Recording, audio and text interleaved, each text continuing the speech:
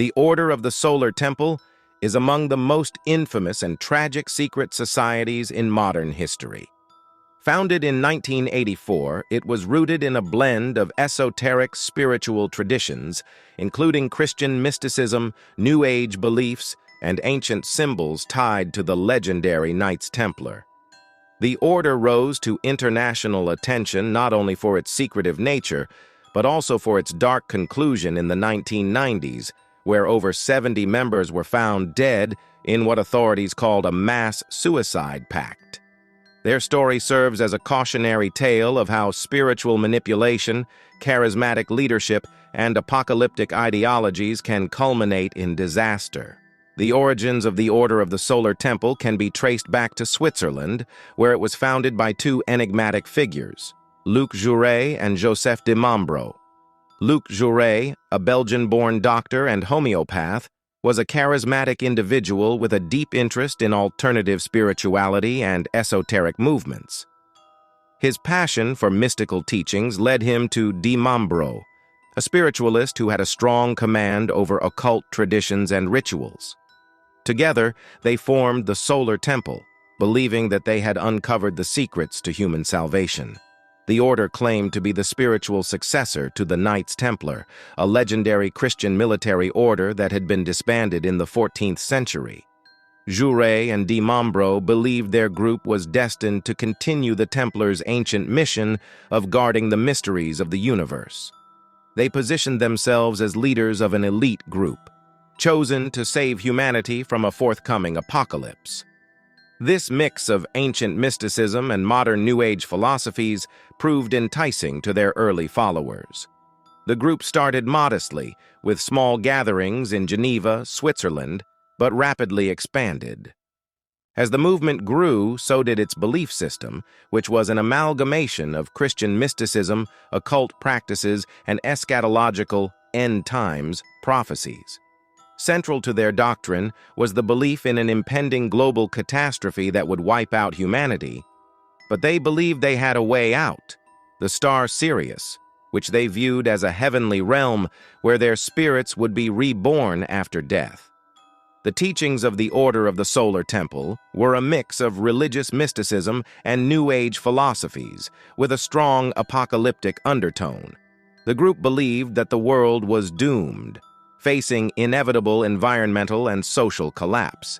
This cataclysm, they taught, could only be survived by the spiritual elite, namely, the members of the Solar Temple. A core tenet of the order was the belief that after death, their souls would ascend to the star Sirius, a key feature in many esoteric traditions. This celestial transition was to be facilitated through their strict rituals, many of which borrowed heavily from Christian symbols, Freemasonry, and Rosicrucianism.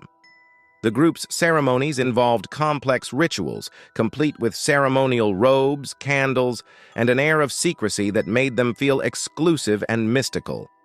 The Knights Templar played a pivotal role in their ideology. De Mombro claimed that he was in contact with spiritual masters, which he said were guiding the group in their efforts to continue the sacred mission of the Templars. The order's strict hierarchy, along with its rich symbolic imagery, helped to create a sense of legitimacy and allure around their teachings. Members of the Solar Temple were taught that they were spiritual elites who had a vital role in preparing for the end of the world. This belief in their superiority made the members feel special and chosen. The group's leaders, Jouret and de Mombro, convinced their followers that they would transcend this world and be reborn on a higher spiritual plane, particularly after their ritualized deaths. Despite the bizarre nature of their beliefs, the Order of the Solar Temple grew rapidly.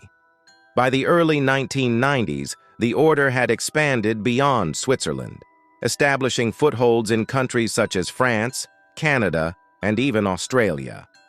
The group was able to attract a wealthy, educated membership, including politicians, professionals, and influential business people.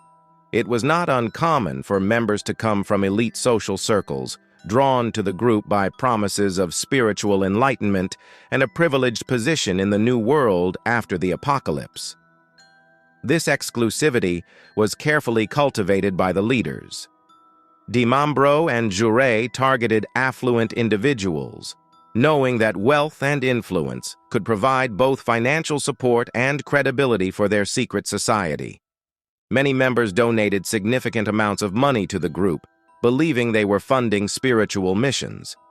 However, this outward image of spiritual refinement and sacred duty masked a darker reality beneath the surface. While some members were drawn by the idea of surviving the apocalypse, others became disillusioned over time. Behind the scenes, the Order of the Solar Temple was not just a spiritual movement. It was also a highly profitable venture for its leaders.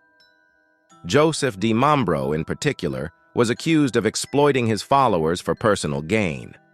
He manipulated members into giving large donations, promising that their contributions were necessary to support the Order's mission and to secure their place in the afterlife. The Order's leadership, especially Dimambro, lived in extreme luxury, enjoying lavish homes, expensive cars, and a life of comfort far removed from the austere spiritual ideals they preached. Dimambro often justified this by claiming that he needed financial support for his communications with higher spiritual beings, a form of cosmic mission that required vast resources. This financial exploitation did not go unnoticed. As the years went by, several members began questioning the leadership's intentions and the widening disparity between their leaders' lifestyles and their own contributions to the cause. As the Order of the Solar Temple grew, so did internal conflicts. Dimambro's increasingly authoritarian leadership style and the opulent lifestyles of the leaders caused growing resentment within the group. Some members became disillusioned, feeling that the promises of spiritual ascension and elite status in the afterlife were nothing more than a manipulation. The internal discord was fueled by growing doubts about the legitimacy of Dimambro's supposed communication with higher spiritual beings. Some members began to suspect that the elaborate rituals and apocalyptic warnings were fabrications designed to maintain control over them. As a result, the Order became increasingly insular, with a smaller core of devout followers remaining loyal. Those who questioned the leaders were either marginalized or driven away. The Order of the Solar Temple's story reached a horrifying climax in October 1994.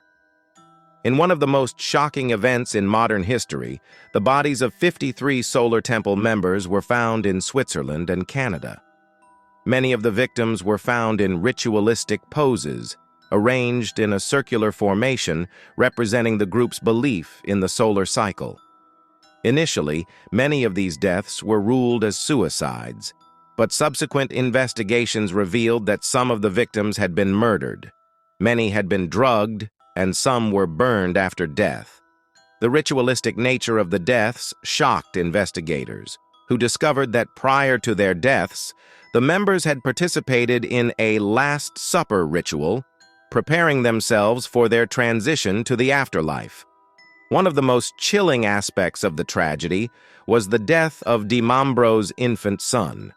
Dimambro had convinced his followers that the child was the Antichrist and that his death was necessary to prevent the coming of evil. The mass deaths of 1994 were followed by 2 more waves of suicides. In December 1995, 16 more members of the Solar Temple were found dead in the French Alps. Another incident occurred in 1997, when 5 members died in a ritualized suicide in Quebec, Canada. The Order of the Solar Temple is a grim reminder of the dangers that arise when charismatic leaders use spiritual beliefs to manipulate and control followers. The group's tragic end serves as a warning about the potential for mind control and psychological manipulation in cult-like environments, especially when coupled with apocalyptic ideologies. The story of the Solar Temple continues to be studied by scholars, psychologists, and sociologists as an example of how secret societies can spiral into tragedy. Documentaries, books, and films have explored the events leading to the deaths, as well as the psychological dynamics within the group. In the end, The Order of the Solar Temple remains one of the darkest chapters in the history of modern secret societies, illustrating the catastrophic consequences of spiritual exploitation, unchecked authority, and apocalyptic beliefs.